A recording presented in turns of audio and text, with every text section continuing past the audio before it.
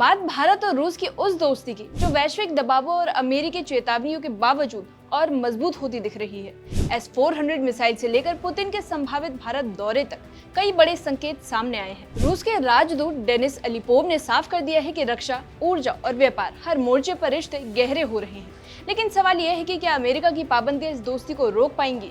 आइए आसान शब्दों में समझते हैं पूरी कहानी। आप देख रहे हैं ABP और मैं साइमा परवीन। भारत और रूस के रिश्ते कोई आज के नहीं बल्कि दशकों पुराने हैं, लेकिन मौजूदा वैश्विक माहौल ने इन रिश्तों की अहमियत और बढ़ा दी है। रूस के राजदूत डेनिस अलीपोव ने साफ कहा है कि दोनों देशों की साझेदारी लगातार मजबूत हो रही है। खास बात यह है कि ये मजबूती ऐसे समय में दिख रही है जब अमेरिका और यूरोप लगातार दबाव बना रहे हैं। फिर भी भारत और रूस अपने हितों को प्राथमिकता देते हुए साथ आगे बढ़ रहे हैं, और इससे आप एक रणनीतिक संतुलन की राजनीति भी कह सकते हैं। अब बात करते हैं आने वाले बड़े इवेंट की, यानी ब्रिक्स समिट 2026। रूस को उम्मीद है कि राष्ट्रपति व्लादिमीर पुतिन अब खुद भारत आएंगे। ये दौरा औपचारिक यात्रा के साथ साथ वैश्विक मंच पर भारत रूस की साझेदारी का बड़ा संदेश देता है। वहीं दूसरी तरफ भारत के प्रधानमंत्री नरेंद्र मोदी के भी रूस दौरे की तैयारी चल रही है, यानी दोनों देशों के बीच हाई लेवल डिप्लोमेसी लगातार एक्टिव है। और इससे साफ है कि रिश्ते सिर्फ कागजों पर नहीं बल्कि जमीनी स्तर पर भी मजबूत हो रहे हैं। वहीं रक्षा सहयोग की बात करें तो भारत रूस का रिश्ता बेहद खास है। S-400 एयर डिफेंस सिस्टम इसका सबसे बड़ा उदाहरण है। अलीपोव ने पुष्टि की है कि इसकी बाकी बची डिलीवरी जल्द ही पूरी हो जाएगी। इसका मतलब है कि भारत की सुरक्षा और मजबूत होने वाली है।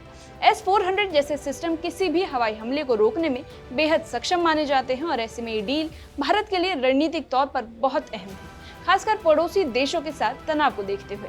वहीं सिर्फ S-400 नहीं बल्कि ब्रह्मोस मिसाइल और AK-203 राइफल जैसे प्रोजेक्ट भी भारत रूस सहयोग की एक मिसाल है। ये ऐसे प्रोजेक्ट हैं जो मेक इन इंडिया को बढ़ावा देते हैं। वहीं दोनों देश मिलकर तकनीक विकसित कर सकते हैं, जिससे भारत आत्मनिर्भर बन रहा है। इसके अलावा भारत ने रूस के 5th generation fighter jet Su-57 में दिलचस्पी दिखाई है। हालांकि इसमें ज्यादा जानकारी एक सीक्रेट रखी गई है, लेकिन संकेत साफ है कि रक्षा क्षेत्र में साझेदारी गहरी होगी। अब आते हैं एनर्जी सिक्योरिटी पर, जो इस समय सबसे बड़ा मुद्दा है। रूस ने साफ कहा है कि वो भारत को उसकी जरूरत के हिसाब से तेल और LPG सप्लाई करता रहेगा, चाहे पश्चिम एशिया में युद्ध हो या वैश्विक तनाव हो। रूस अपने वादों पर कायम है। ये भारत के लिए बहुत जरूरी है, क्योंकि देश अपनी ऊर्जा जरूरतों का बड़ा हिस्सा इंपोर्ट करता है, और ऐसे में एक जरूरतमंद सप्लायर का होना भारत के लिए राहत की बात है। वहीं राजदूत अलीपोव ने अमेरिका और यूरोप पर भी निशाना साधा है। उन्होंने कहा कि देश टैरिफ और बैन के जरिए भारत रूस संबंधों में दखल देने की कोशिश कर रहे हैं। उनके मुताबिक पश्चिमी देश भरोसेमंद पार्टनर साबित नहीं हुए हैं, और ये बयान इसलिए भी अहम है क्योंकि ये सीधे तौर पर वैश्विक शक्ति संतुलन की ओर इशारा करता है। वहीं पश्चिम एशिया के मौजूदा तनाव पर भी रूस का रुख साफ है। अलीपोव ने अमेरिका और इजराइल द्वारा ईरान पर किए गए हमलों को अकारण आक्रामकता यानी अनप्रोवोक्ड एग्रेशन बताया है। उन्होंने कहा कि ईरान को शांतिपूर्ण परमाणु ऊर्जा का अधिकार है, और रूस का मानना है कि सिर्फ युद्ध विराम से काम नहीं चलेगा बल्कि एक स्थायी कूटनीतिक समाधान जरूरी है। इससे ये भी साफ होता है कि रूस वैश्विक मुद्दों पर अपनी अलग और साफ नीति रखना चाहता है। अब बात करते हैं ट्रेड की। भारत और रूस ने $100 बिलियन के व्यापार का लक्ष्य रखा है। अभी दोनों देशों के बीच व्यापार तेजी से बढ़ रहा है, और खासकर तेल आयात के कारण। लेकिन रूस चाहता है कि भारत भी अपने उत्पाद जैसे कृषि, मशीनरी और टेक्नोलॉजी का निर्यात बढ़ाए।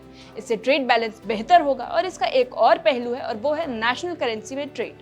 अभी भारत और रूस के बीच करीब 95% व्यापार डॉलर की बजाय अपनी अपनी मुद्रा में हो रहा है।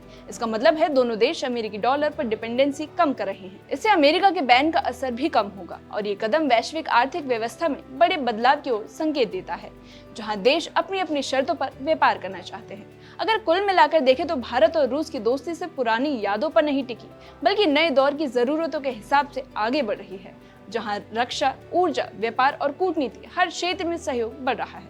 अमेरिकी दबाव के बावजूद दोनों देश अपने फैसले खुद ले रहे हैं।